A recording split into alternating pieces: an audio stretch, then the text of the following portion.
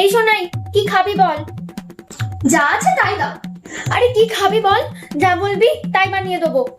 দাও না, যেটা ঘরে আছে সেটাই দাও। আরে তাড়াতাড়ি বল, অনেক কাজ আছে আমার, তাড়াতাড়ি বল তো।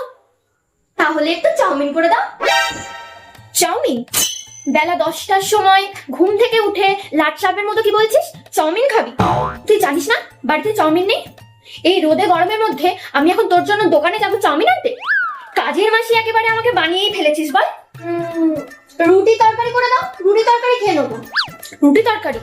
তোর বাবা আমায় কত টাকা মাস মাইনে দিয়ে রেখে দিয়েছে রে? এর জন্য রুটি তরকারি, ওর জন্য ডাল ভাত, ওর জন্য ম্যাগি। আমি সারাদিন ওই করি, রান্নাঘরে গরমের মধ্যে বসে আমি সারাদিন ওই করতে থাকি। মানে আমাকে দেখে তো কারোর কষ্ট হয় না? না মা, মুড়ি খাবো, জল দিয়ে ভিজিয়ে মুড়ি খাবো। হ্যাঁ, মুড়ি তো খাবি। মুড়ি খাবি না? এই মুড়ি খেয়ে খেয়েই তো তোর চেহারার হাল এই হয়েছে, একদম উঠছে। লোকজন বলবে ঘরে একে মুড়ি ছাড়া কিছুই খেতে দেয় না। আমি পারি না আর পারি না, আমি কেন মরি না।